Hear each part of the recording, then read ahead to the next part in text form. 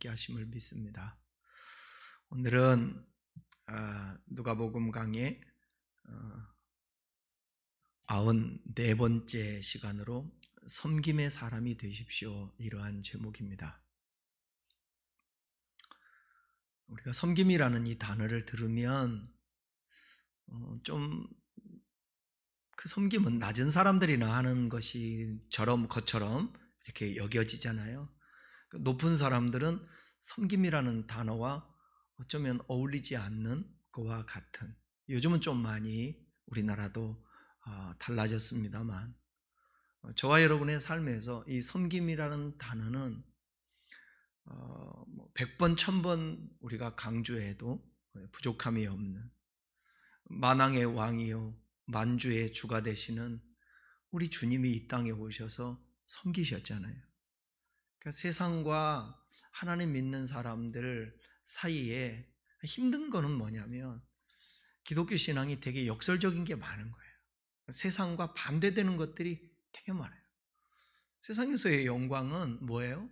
높아지는 것이고 나를 드러내는 것이고, 그게 영광인데, 기독교에서는 또 이게 다르게 얘기하잖아요. 영광이 오히려 낮아짐이고 영광이 오히려 죽음이고 십자가고, 그렇게 말하니까요. 진정한 면류관과 영광은 십자가를 통하지 않으면 얻을 수 없다라고 그렇게 얘기도 하지 않습니까? 근데 이 참 역설적이면서도 이게 답이 뭐냐면, 근데 후에 하나님이 다 갚아주신다는 거예요. 다 갚아주신다는 거예요. 십자가를 지든 섬김의 자리에서 남을 받들어 고난을 당하고 항상 낮은 자리에서 사람들을 높여주고, 그럼 그 당시에는 손해보는 것 같은데, 오늘 본문에서도 말씀하고 이따가 말씀드리겠지만 하나님이 갚아준다는 거. 어쩌면 기독교 신앙에서 이 갚음, 이 단어가 매우 중요한 것 같아요. 사도 바울이 그토록 충성하고 목숨까지도 바치고, 12 제자들이 목숨까지 바치면서 헌신하고, 교부들이 목숨을 바치면서 헌신하고, 우리의 믿음의 선조들이 복음을 위해서 핍박을 당하고 박해 속에서도 신앙을 지켰던 것은 뭐냐면, 그 갚음이 있기 때문에. 누가 갚아주는 거예요? 하나님이 갚아준 거예요. 그렇다고 한다면 저와 여러분들이 안 갚아줘도 베푸신 은혜가 크지 않습니까? 우리는 뭔가를 얻기 위해서, 갚음을 받기 위해서, 당연히 그 갚음은 하나님께서 해주시는 건데, 이미 동기 자체가 어떤 일을 함에 있어서의 갚음 이전에 주님이 베풀어 주신 우리에게 은혜가 있는 것입니다. 하나님이 우리에게 베풀어 주신 그 은혜는 그 이 세상과는 비교할 수가 없는 거죠. 그건 뭐겠어요? 예수님이 인카네이션 하셔서 육신의 옷을 입고 사람이 되셔서 이 땅에 오셔서 우리를 구속하시고 구원하셔서 우리에게 생명, 영생이 있다라는 거예요. 영생이. 우리가 나무들을 보게 되면 조화가 있고요, 생화가 있지 않습니까? 잘 구분이 안 되는 것 같지만 가까이 가서 보고 그 뿌리를 살펴보면, 화분의 뿌리를 살펴보면 정확하게 알 수 있어요. 그러니까 저와 여러분, 사람들이 볼 때 때로는 화려하지 않고, 때로는 꽃을 아직 못 피우는 것 같고, 나무가 시들시들하는 것 같고, 그렇지만 그 나무는 시간이 되면, 또 때가 되면, 물을 공급받으면 더 힘을 얻어요. 저쪽에 왼쪽에 있는 화초가 늘 이 주인한테, 나한테 늘 주인님 좀 나 좀 잘 좀 살펴줘요 그러는 것 같아. 내가 조금 이 시간만 놓치면 저게 풀이 죽어갖고 말아가지고 축 처져요. 아까도 아차 싶어, 내 기회를 놓쳤는데. 그래서 이미 저들이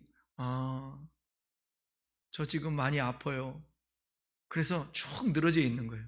곧바로 물을 줬더니 지금 한 2시간 됐는데 이제 살아나고 있는 거예요.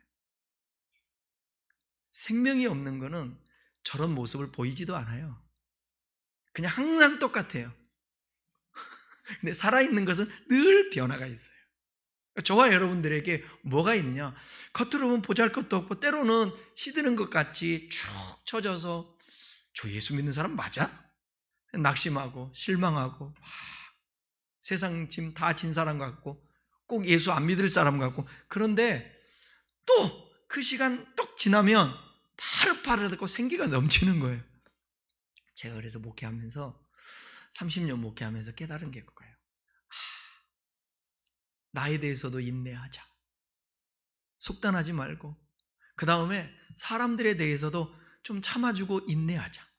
그러면 희한하게 또 제자리로 돌아오고 또 성숙하고. 나 오늘 참 이선균이라는 배우가 스스로 목숨을 또 끊었더라고요. 그걸 또 이렇게 들으면서 참 안타깝다라는 생각이 들어요. 얼마나 힘들었으면, 얼마나 자존심이 상했으면 항상 영광의 자리, 칭찬받는 자리, 잘했다고 인정받는 자리에 있다가 한 번의 그 실수들이 너무 몰아붙이니까 견딜 수가 없는 거예요. 자존심이라.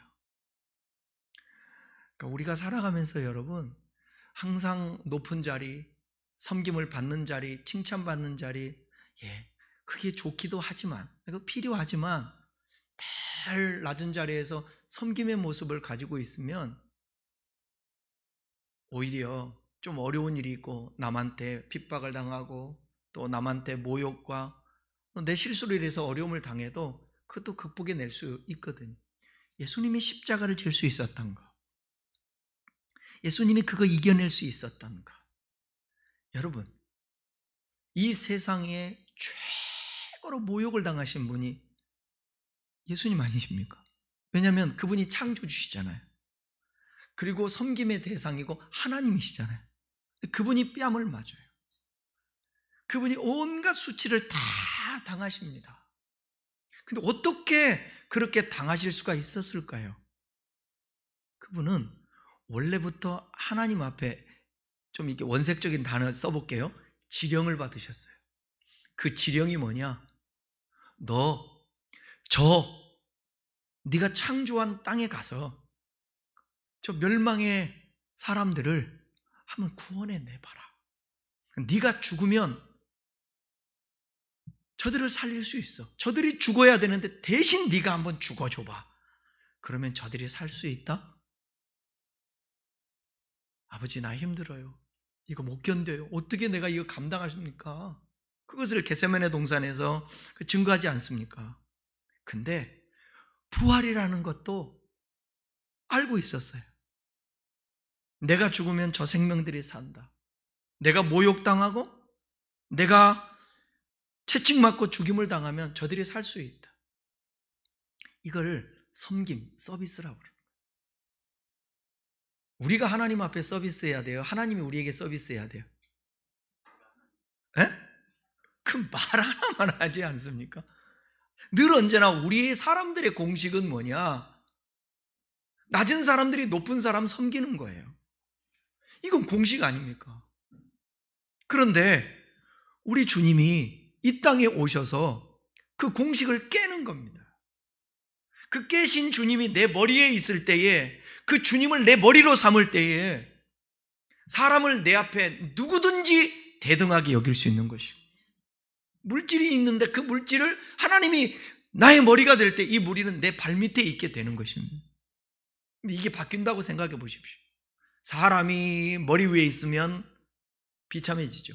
거기 아부해야 되고, 돈이 머리 위에 있어도 마찬가지고, 예수님을 머리에 두면 섬기지 못할 일도 없죠.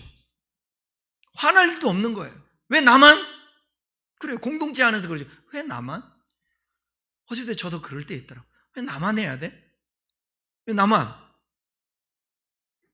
왜 쟤네들은 안 하는데 왜 나만 해야 돼? 순간 그럴 때 있어요. 그런데 그거 어떻게 해요? 싸워서 이겨야죠. 왜? 그것이 주님이 하셨던 것이고, 그게 진짜로 예수 믿는 거고 생명이 있는 삶이니까. 여러분도 그렇지 않아요? 어쩔 때 왜 나만 섬겨야 되고, 왜 나만 손해봐야 되고, 왜 나만 그래야 돼? 성도들도 많이 있는데 왜 나만 해야 돼? 그럴 수 있잖아요.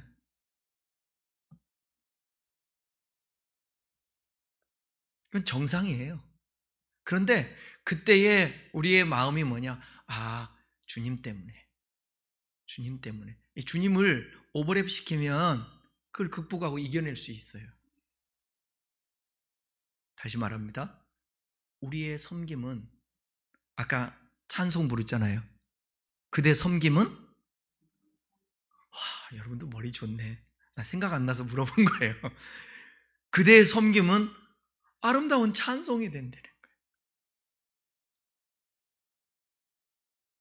주유 성탄절 때 행복했어요, 제가. 많이 행복했어요.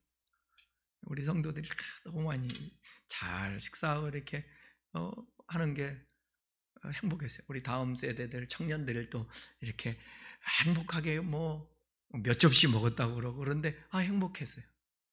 권사님들도 앞에서 먹는 거 보고 행복했어요. 그런데 여러분, 누군가의 헌신이 이번에 보니까 헌신이 0.9%가 좀 부족하더라고요. 0.9%. 1% 안 되죠? 안수입사면 0.9%. 그거야 뭐 껌이지, 늘 말로. 감사. 누군가의 섬김은 또 누군가의 누림이 되는 것입니다. 내가 섬겼다고 왜 나만, 그게 아니라 나의 섬김으로 누군가가 누렸다. 그럼 나중에 어떻게 된다고요? 가품이 있다라는 거예요. 부활시에 가품이 있다라는 거예요. 누가? 하나님. 저도 보면 그런 것 같아요. 되돌아보면 개척할 때부터 그렇게 움켜잡지 않고 그랬던 것이 또 사역을 하면서 하나님의 공급하심을 경험했던 것 같아.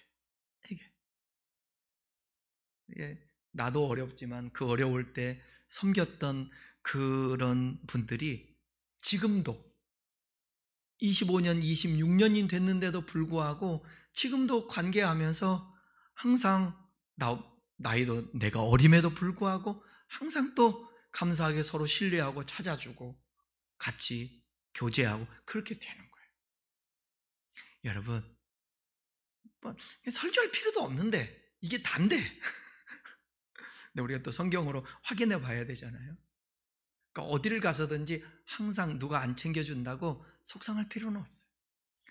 그렇다고 내가 누가 안 섬겨줘도 괜찮으니까 그럼 나도 안 섬기면 되지. 그건 아니고, 나는 섬김을 안 받아도 되는데 나는 섬겨야 된다. 이게 얼마나 이게 모순되냐고요. 근데 그렇게 살아야 된다는 거예요. 하나님이 보고 계시고 기억하시니까. 교회 같은 데서도 마찬가지예요. 오늘 그 말씀에 높은 자리가 나오는데 마찬가지예요. 왜 높은 자리에 앉아? 지적할 필요가 있어요, 없어요? 없어요. 내가 안 앉는다고 높은 자리에 앉는 사람 욕할 필요는 없는 거예요. 그리고 어디서든지 마찬가지예요. 회사에서도 그거 적용할래요? 성경에 보니까 높은 자리 얘기하는데 회사에서는 회사의 대대로 마음은 낮은 마음을 갖지만, 여러분들이 회사에서 사장님인데 사장님이 뭔가 지시하고 회의를 해야 되는데 저 구석에서는 리드할 수가 없잖아요. 집중이 안 되니까. 앞에 높은 자리 있어야지. 근데 마음만큼은 낮은 자리에 섬김의 마음을 갖는 게 중요하다는 거죠. 본문 말씀 보면 예수님께서 안식일에 수종병 든 사람을 치료하시고 바리새인들과 율법 교사들과 안식일 논쟁을 마치신 후에 이어진 상황이에요. 특히 7절에서 11절 보면 본격적인 식사를 위해서 식사에 초대받은 사람들과 함께 식탁에 앉으시려고 나갈 때에 있었던 일인데, 상석을 차지하려는 바리새인들에게 겸손을 교훈하시는 내용입니다. 자꾸 인정받고 높은 자리에 앉고 대접받고 섬김받으려고 하지 말고 그래도 겸손한 자리, 그러니까 섬김 이꼴은 겸손이에요. 겸손 이꼴은 섬김이에요. 7절 읽겠습니다. 7절. 청함을 받은 사람들이 높은 자리 택함을 보시고 그들에게 비유로 말씀하여 이르시되. 높은 자리라고 표현된 자리는 초청된 사람들 중에서 가장 지위가 높은 사람이 앉는 단 한 자리를 말하는 거예요. 7절은 초청된 사람들이 자연스럽게 신분과 지위를 따라서 순서대로 높은 자리를 차지하고 앉았다는 의미입니다. 영예로운 자리로 알려진 이 가장 높은 자리는 집 주인 또는 만찬을 베푼 주인공의 옆자리를 말합니다. 그러니까 시대와 지역에 따라서 이 자리에 앉게 되는 기준이 때로는 달랐지만 보통은 신분과 지위에 따라서 결정되었어요. 모여있는 사람들은 자신들이 지키는 관습에 따라서 자연스럽게 행동했던 것뿐입니다. 그런데 예수님께서는 무엇이 마음에 안 들어섰는지 이 비유를 말씀하는 거예요. 하나님은 겉모습뿐만 아니라 어쩌면 그 당시에 여러분 그 이스라엘 나라의 풍습과 어떤 지역에 있어서 당연하게 아무 문제 없는 거였을 거예요. 근데 예수님 보시기에는 그 마음들의 중심을 아니까 비유를 통해서 지적하는 거예요. 자, 8절 한번 볼까요? 내가 누구에게나 혼인잔치에 청함을 받을 때에 높은 자리에 앉지 말라. 그렇지 않으면 너보다 더 높은 사람이 청함을 받은 경우에. 예수님은 초대를 받거든 높은 자리에 앉지 말라. 왜 이렇게 말씀하셨을까? 예수님의 가르침은 겸손에 대한 다른 성경, 예를 든다면 잠언서 같은 경우에도 이렇게 말씀합니다. 진리의 말씀은 하나님이 하신 거니까 하나님이신 예수님의 마음도 똑같을 거 아니겠습니까? 잠언 25장 6절 7절 한번 보겠습니다.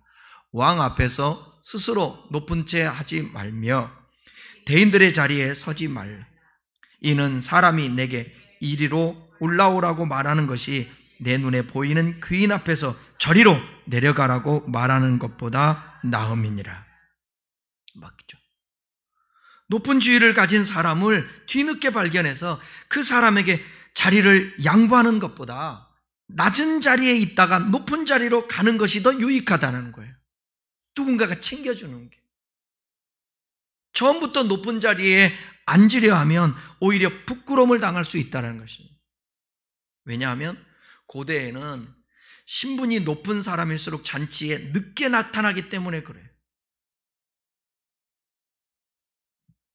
자, 9절 읽어보겠습니다. 14장 9절. 너와 그를 청한 자가 와서 너더러 이 사람에게 자리를 내주라 하리니 그때에 내가 부끄러워 끝자리로 가게 되리라. 자신보다 높은 신분이나 지위에 있는 사람을 발견하지 못하고 계속 그 사람보다 높은 자리에 앉아 있으면 초대한 사람이 찾아와가지고 자리 좀 비켜달라고 해요. 얼마나 어색해요, 여러분. 에? 자리에 잘못 앉았다가 그 자리 당신 자리 아닙니다. 비켜줘야 합니다. 누울 자리를 보고 뭐라고 그래? 맞아요? 누울 자리를 보고 다리를 뻗는다고. 여기 고양시에서도 저도 이 행사를 많이 다녀봤습니다만 옛날에 다니면 자리가 있어요. 자리가. 잘못 앉으면 큰일 납니다. 자리 때문에 싸우는데요. 뭔 자리 때문에? 시의장하고 시의원의 의장하고 국회의원 자리가 있는데 그 다음에 시장 자리가 있는데 이 세 자리, 국회의원, 시의장, 그 다음에 시장, 이 자리 때문에 싸운대. 나중에 제가 연합회 할 때 연락이 온다니까요. 자리, 국회의원, 시장한테는 지고 싶지 않은 거예요. 의장이. 그게 뭐라고? 근데요, 높은 자리에 올라가면 그게 상징적이기 때문에 매우 중요해요. 절대로 신분이 높은 사람을 더 낮은 사람의 자리에 앉히지 않습니다. 옛날에는 그것은 그 사람을 모욕하는 행위이기 때문에 만약 집주인이 집에 직접 찾아와서 자리를 비켜달라고 했을 때 그 사람에게 맞는 자리로 들어가서 조정하는 것이 아니라 가장 낮은 자리에 가야 합니다. 왜냐하면 순서대로 앉기 때문에. 예를 든다면 여러분 밑에서 3인자라고 하십시다. 3인자. 근데 1인자의 자리에 앉았단 말이에요. 근데 계속 차례대로 이렇게 앉다 보니까 나중에 보니까 누구를 뺄 수가 없어요. 그 주인은 옛날에 원칙이 그거 있어요. 어디로 간다고요? 제일 뒤로 가는 거예요. 제일 뒤로. 새치기 하려다가 여러분 그런 경험 있으신가요? 식당에 있잖아요. 일반 큰 뭐 그런 데 뭐라도 친교하는 그 모임에 가는데 줄 딱 섰는데 그래도 우리 연합회 같은 데는 웃어주고 장난치면 비켜주거든요. 이렇게 하라고. 근데 여러분 세상에 나가서 한번 생각해 보세요. 한참 줄 서 있는데 차에서 끼어들지 않기도 있잖아요. 그거 사진도 찍잖아요. 근데 생각을 해보세요. 식당에서 밥 먹으려고 기다리고 있는데 앞에서 막 눈치 주고 안 됩니다 그러면 어디로 가야 돼요? 제일 뒤로 가야 되는 거예요. 제일 뒤. 처음부터 뒤에 갔으면 한 대여섯 명이라도 따라잡을 수 있었을 텐데. 구절을 직역하면 뭐냐면 당신은 맨 끝에 자리를 차지하는 행동을 시작해야 합니다 이런 뜻이에요. 그러니까 처음서부터 끝자리를 생각했으면 그 끝자리에 있었어요. 근데 이 사람이 끝자리에 있을 사람이 아니야. 그럼 어떻게 한다고요? 초청한 사람이 와가지고 데려다가 그 자리에 앉혀요. 그런데 자기 자리도 아닌데 높은 자리에 앉는 사람은 어떻게 한다고요? 그 사람을 끝자리로 내보낸다는 거예요. 얼마나 멋쩍어요? 10절 읽겠습니다. 청함을 받았을 때에 차라리 가서 끝자리에 앉으라. 그러면 너를 청한 자가 와서 너더러 버치어 올라 앉으라 하리니 그때에야 함께 앉은 모든 사람에게 영광이 있으리라. 예수님은 처음부터 맨 끝자리에 앉으라고 했어요. 다른 말로는 그 자리에서 가장 신분이 낮은 사람으로 자처하라는 거예요. 왜? 누가 그랬으니까? 이거를 빌립보서 2장에서는 뭐라고요? 예, 이게 하나님과 동등됨으로 취할 것으로 여기지 아니하시고 종의 형체를 갖고 자기를 비워 죽기까지 이렇게 낮아진 거예요. 그게 예수님이었단 말이에요. 그러니까 바울이 빌립보서 2장에서 너희 안에 이 마음을 품어라 그리스도 예수의 마음이 한 다음에 이 말을 했거든요. 그 우리가 예수의 마음, 예? 여러분 이거 봐요. 이거 잘 들어야 돼요, 여러분. 눈 감고 아닌데 오른쪽으로 가야 돼요. 내가 기도해 보니까 당신 자녀들 한 1년만 예수 열심히 믿으면 좋은 일이 있을 거예요. 이거는 영성이라고 말하는 게 아니라 점쟁이라고 말하는 것입니다. 우리는 기도와 말씀을 통해서 미래를 예측할 수는 있습니다. 그런데 무슨 점 보는 것처럼 그런 거 아니에요. 영성은 따라해요. 영성은 예수님 마음을 가지고 예수님의 삶을 살아가는 것이다. 아멘.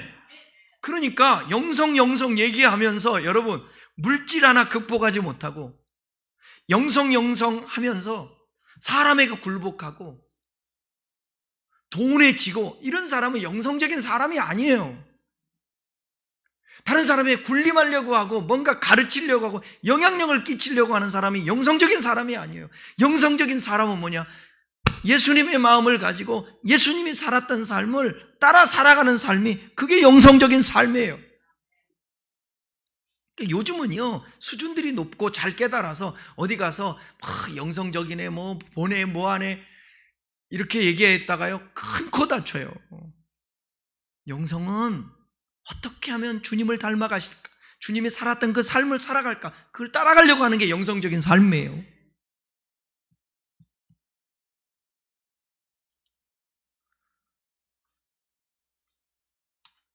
(11절) 읽겠습니다. 11절 무릇 자기를 높이는 자는 낮아지고 자기를 낮추는 자는 높아지리라. 다른 측면에 살펴보면 이웃사랑과 하나님 사랑 간의 연관성을 드러낸 말씀이기도 합니다. 이웃사랑은요 하나님 사랑의 표현이기도 합니다. 하나님 사랑한다고 뭐 어떻게 할 거예요?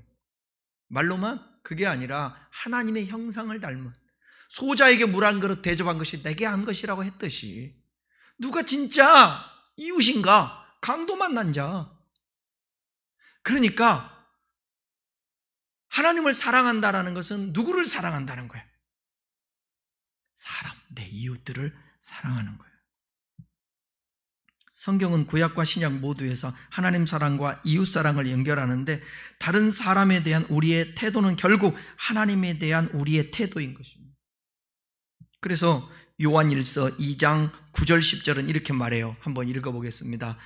빛 가운데 있다 하면서 그 형제를 미워하는 자는 지금까지 어둠에 있는 자요, 그의 형제를 사랑하는 자는 빛 가운데 거하며 자기 속에 꺼리낌이 없으나. 그러니까 하나님 아무리 잘 믿는다 한다 할지라도 형제를 미워하고 사람을 미워하고 싫어하고 뭐 이상하게 대하고 그러면 빛 가운데 거하는 사람이 아니고 자기 자신도 속고 있는 것이에요. 아니에요. 그러니까 우리의 양심이 있지 않습니까? 빛이 비춰지니까 내 마음속에 이게 선한 마음을 품지 않고 그러면 곧바로 고개가 흔들어지면서 하나님 죄송해요, 하나님 잘못했어요. 그런데도 이 마음이 사라지지 않으니까 그때 어떤 기도를 하느냐? 예수 기도하는 거예요. 주 예수 그리스도 하나님의 아들이여 나를 불쌍히 여겨주십시오. 어찌할꼬 하는 것입니다. 나를 불쌍히 여겨. 안 된다고. 이 사람은 반드시 극복하게 되어 있어요. 이런 사람, 형제자매를 사랑하는 사람이 빛 가운데 머물러 있는 것입니다. 그런 사람은 당연히 사람을 섬기게 되어 있죠. 섬김 이꼴 사랑. 어때요? 맞아요? 틀려요? 섬김 이꼴 사랑, 사랑 이꼴 섬김. 그런 거예요. 우리 그래 보십시다. 잘 안 되잖아요. 그죠? 잘 돼요? 안 돼요? 나만 안 돼. 항상 보면 대답을 함께 거봐, 우리 사람 사는 거 보니까 거의 똑같은 것 같아. 그리고 마음들 거기서 거기야. 50보 100보 토찐 개찐이야. 내 살아보고 주변의 사람 보니까 조금 안 그러게 보이는 사람은 어떤 사람이냐? 좀 의지가 강해서 잘 견디고 절제하고 참는 사람이지 속은 여전히 그럴듯해. 그럴듯한 게 아니라 그렇다는 거예요. 그러니까 어떻게 해요? 그런 모습인 것을 인정하고 또 주님 앞에 구하고 기도하고. 그래서 여러분, 고난을 당하고 실패해보고 넘어지고 막 아파하고 괴로워하고 이런 것들은 여러분, 이건 다 자산이 되는 거예요. 성숙하고 온전한 사람으로 나가는데 자산이 되는 것입니다. 하나님은 자기를 낮추는 사람을 높이는 것입니다. 자기를 낮추면 당연히 사람을 사랑하게 되어 있습니다. 그렇게 사랑하며 대할 수밖에 없습니다. 이제 예수님께서는 초청한 사람들을 향해서 다른 종류의 이웃 사랑에 대해서 말씀하기 시작합니다. 14절부터 한번 보겠습니다. 초청한 사람들에 대해서, 섬김에 대해서. 자, 12절. 또 자기를 청한 자에게 이르시되 내가 점심이나 저녁이나 베풀거든 벗이나 형제나 친척이나 부한 이웃을 청하지 말라. 두렵건대 그 사람들이 너를 도로 청하여 내게 갚음이 될까 하노라. 11절까지 예수님은 초대받은 자들이 다른 사람을 대하는 태도에 대해서 논하셨다면, 이제는 12절부터는 초대한 사람들이 다른 사람을 대하는 태도에 대해서 논하고 있습니다. 12절을 받아들일 수 있는 사람은 거의 없습니다. 예수님은 분명히 혼인잔치를 예로 드셨죠. 그리고 1세기에 예수님 당시에 혼인잔치는 자신의 영향력을 확대하기에 매우 중요한 행사였습니다. 그래서 누구를 초대하느냐는 너무 중요한 요소입니다. 초대받는 사람들도 누구의 초대를 받아들이냐는 매우 중요한 요소이기도 했습니다. 왜냐하면 초대받는 사람의 입장에서 누군가의 초대에 응했다는 것은 앞으로 자신이 베푸는 만찬에 한 명이 추가되는 것을 의미하기 때문에 그렇습니다. 이렇듯 혼인잔치 같은 만찬들을 이용해 당시 사람들은 자신들의 영향력을 확대했고, 모든 영역에 이렇게 형성된 관계들은 영향력을 미쳤습니다. 그러니까 여러분, 결혼식이라든지 자식 결혼식 때에 누구를 초대했어요. 초대했는데 왔어요. 영광스러워요? 안 영광스러워요? 그러니까 무슨 행사 때에 여러분 못 와도 영상으로라도 축하 메시지 보내면 얼마나 좋아해요? 어떤 사람이? 높은 사람, 유명한 사람, 명망이 있는 사람들이 그렇게 해요. 근데 또 예수님은 반대예요. 그렇게 하지 말라는 거예요. 그런 사람들 초대하지 말라는 거예요.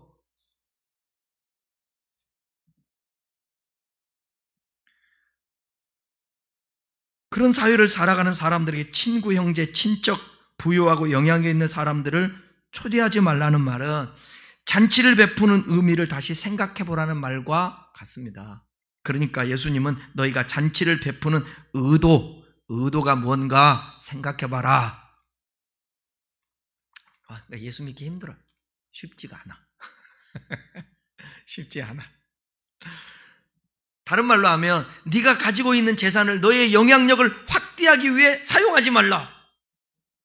너무 반대 아니에요? 성경은 이 세상과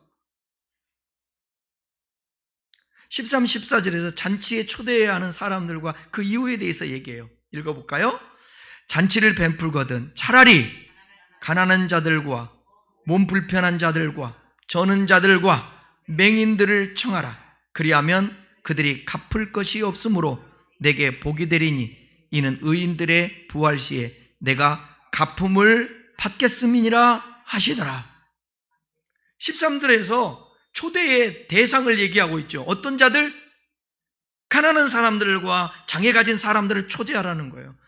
특히 지체에 장애가 있는 사람들은 유대교와 쿰란 공동체에서 이 공동체의 일원으로 받아들이지 않았습니다. 사회에서요, 철저하게 차별받고 무시당했어요. 예수님은 그런 자들을 초대하라고 그랬어요. 왜 그들을 초대하라고 하셨을까? 그들이 가난해서요? 아니면 누군가를 돕는 게 좋기 때문에요? 이들은 성전에 여러분 재물을 바치는 것조차 금지된 사람들입니다. 여기 설명 잘 들어야 돼요. 레위기에 보게 되면 그런 사람들은 성전에다가 재물도 바치지 말라. 왜 그랬을까요? 한번 읽어볼까요? 자, 레위기 21장 17절 22절. 아론에게 말하여 이르라. 누구든지 너의 자손 중 대대로 육체에 흠이 있는 자는 그 하나님의 음식을 드리려고 가까이 오지 못할 것이니라. 그는 그의 하나님의 음식이 지성물이든지 성물이든지 먹을 것이나. 어쩌면 오해할 수도 있어요. 저들이 장애인이고 뭐 생긴 것이 이상하기 때문에 하나님의 성물을 받지 않는다. 아니요. 그 뜻이 아니라 하나님은 그들에게 면제를 시켜준 거예요. 왜? 가난할 수 있고 못 들고 올 수도 있고 못 움직일 수도 있고 그러니까 그들은 안 드려도 된다. 그 대신 중요한 게 뭔지 알아요? 음식은 먹으라는 거예요. 이게 주님의 배려라고. 그런데 보통 율법의 사람들은 잘못 이해해서 그들이 하나님이 드리지 말라고 그들이 드리지 말라고 그랬으니까 부정해서 안 받는구나. 이걸로만 생각하면 안 되는 거죠. 어찌 하나님이 그런 분이겠습니까? 그러면 하나님을 어떻게 믿어 우리가? 그런 하나님. 저와 여러분도 부정한 존재인데 근데 그가 하나님의 의도를 모르고 하나님의 마음과 성경에서 말하는 그 정신을 모르게 되면 당시의 종교 지도자들처럼 잘못된 성경 해석과 이해할 수 있어요. 성경은 여러분 예수님이 우리 야고보서 강해 때도 함께 나눴잖아요. 야고보서 1장 27절 한번 읽어볼까요? 자, 하나님 아버지 앞에서 정결하고 더러움이 없는 경건은 곧 고아와 과부를 그 환난 중에 돌보고 또 자기를 지켜 새 속에 물들지 아니하는 것입니다. 성경은 구약이나 신약에서 고아와 과부 생각을 해보세요. 여러분 우리 옛날에 살 때 고아들은 어디를 가요? 어디서 살아요? 고아원. 또 고아원과 같은 그런 용어 쓰는 데 있잖아요. 그런 데 간다고요. 우리 학교 다닐 때 여러분들 그 친구들 중에 아니면 주변에 고아원에서 학교 오는 애들 있잖아요. 그런 애들은 학교에서도 그래요. 자신감도 없고 왜? 부모가 없으니까. 우리가 항상 과거의 이력에 고생했다라는 것을 얘기할 때에는 항상 뭔 얘기합니까? 부모가 초실부모였다고, 어렸을 때 돌아가셨다고. 내 친구도 그래요. 5살 때 아버지가 돌아갔다는 말을 많이 해요. 5살 때. 왜? 생각을 해보세요. 5살 때 아버지를 잃으면 어떻게 누가 바람막이가 돼줄까요? 그래서 우리 동네에서 우리 아버지가 목소리가 좀 컸어요. 목소리가 크니까 우리 어머니든 우리 자식들이 무시한다고. 왜? 무시하고 뭐 하면 어떻게 되는 거예요? 아버지가 가만히 있지 않죠? 큰 소리 치겠죠? 그러니까 누가 못 건데. 근데 옛날에도 여러분 영화에서도 보게 되면 누구를 찝적대죠? 어떤 사람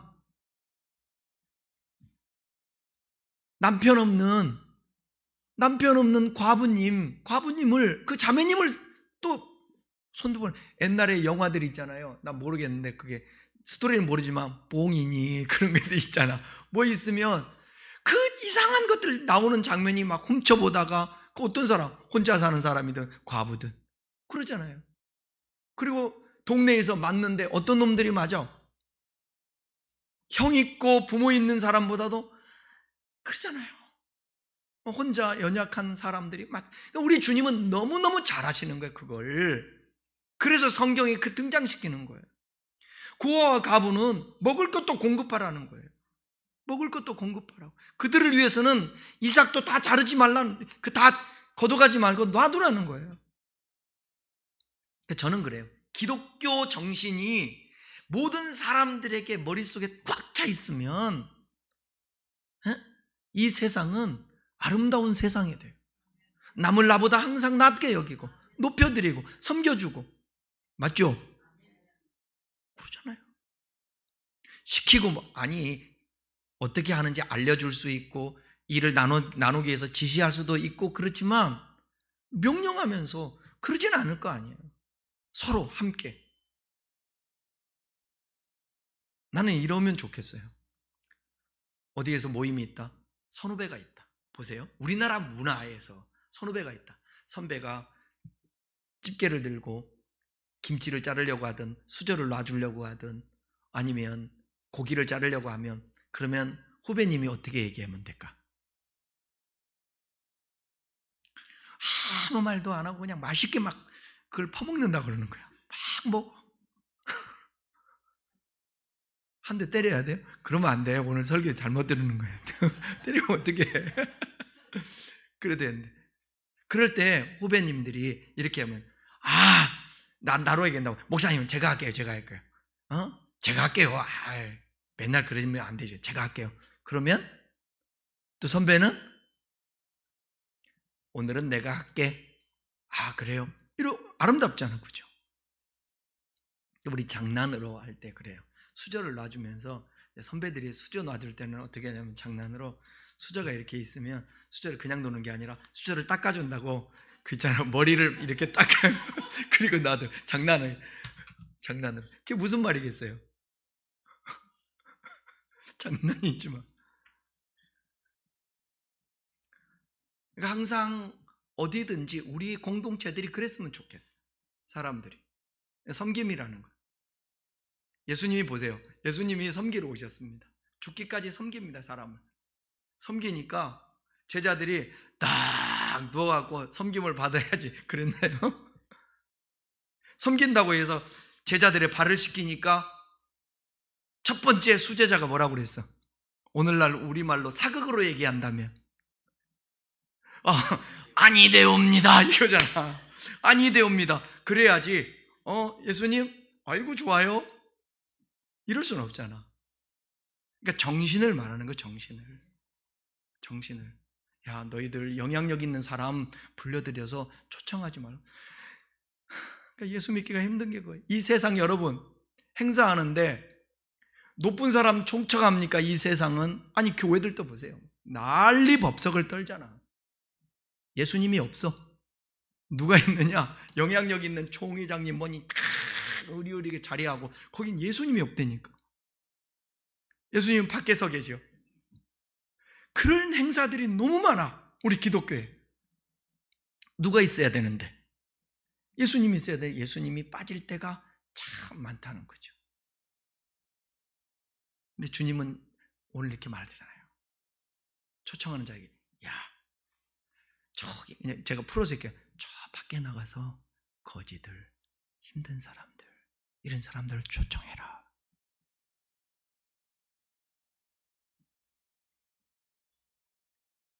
사랑하는 여러분, 하나님의 말씀에 순종하고 섬기는 일은 결코 헛되지 않습니다. 내가 서두에서 말씀드린 것처럼 우리의 살아가면서 섬김이 힘들지만 하나님은 그것으로 끝나지 않게 하고, 오늘 함께 읽었던 말씀 중에 그러잖아요. 맹인들, 저는 자들, 몸이 불편한 사람들, 가난한 사람들, 그 사람을 청하면, 그리하면 어떻게 되느냐? 그들이 갚을 것이 없으므로 내게 복이 되리니 이는 의인들의 부활 시에 내가 갚음을 받겠으니.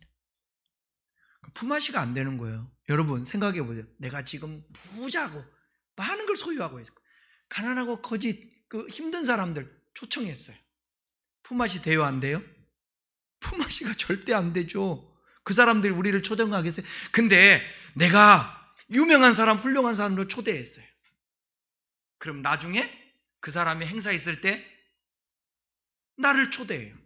그런 품앗이가 된다는 거예요. 그런데 가난한 사람, 병든 사람, 이런 사람들 초대하면 갚음이 없게 된다. 그렇지만 누가 갚아준다고요? 부활 시에 하나님이 갚아준다는 것입니다. 저도 아멘이고 여러분도 아멘이지만 살아가면서 이게 쉬운 게 아니야. 이게 쉬운 게 아니야. 당장 계산이 돼요, 안 돼요? 여러분, 우리 축의금 할 때 계산 돼요, 안 돼요? 어떤 계산이 돼요? 축의금 할 때 계산되잖아요. 저 사람이 나한테 우리 행사 때 왔나 안 왔나 그거 계산하고, 우리 부모님 돌아가셨나 안 그러셨나 오셨나 안 오셨나 계산하게 되고, 그 다음에 꼭 뭘 또 펼쳐봐야 돼. 방명록 쳐들어보면서 금액 봐야지, 확인해 봐야지. 이게 정상인 거예요, 이 세상이. 그런데 이 정상인 세상에서 이 생각과 마음을 바꾸어서 성경대로 살려면 복장 터지는 거예요. 이거는 하나님의 영이 부어지고 충만하지 않으면, 믿음이 없으면 이렇게 살기가 힘든 거예요. 그러니까 계속해서 하나님 말씀 듣고 이렇게 나누면서 전하는 전화 듣는 여러분들이 우리가 함께 이렇게 해야지, 못한다고 해서 핀잔 주거나 책망하지 말고 또 기다려주면서 그러는 거예요. 아멘이죠. 제가 감사해요. 왜냐하면 부족한 거 많아도 다 품어주고, 나도 사람인데 인내해줘야지. 성도들도 기다려주고. 누구처럼 기다려줘야 돼. 뭐 예수님처럼이야. 예수님처럼 말고 내 동생처럼, 내 형님처럼, 내 아들처럼 그렇게 생각을 해봐. 여러분, 여기에 목사 부모가 앉아있는데 좀 잘못한다고요, 험담하고 막 그렇습니까? 안 그러지. 어떻게든 품어주려고 그러죠. 성도들 중에 그러잖아. 내가 사랑하는 사람들 품어주고 이렇게 해야지. 근데 막 들춰내고 험담하고, 이거는 뭐가 아니냐? 성경이 얘기한 대로 형제가 아닌 거예요. 아델포스, 형제. 한 뱃속에서 자궁을 통해서 나온 사람은 형제예요, 형제. 우리 모두 다 섬김의 사람 되십시다. 누구처럼요? 우리 예수님처럼 거기를 향해서 잘, 우리의 선구자 되시는 그 주님이 그렇게 갔으니까 우리도 가보도록 조금씩이라도 노력해 보십시다. 기도하겠습니다.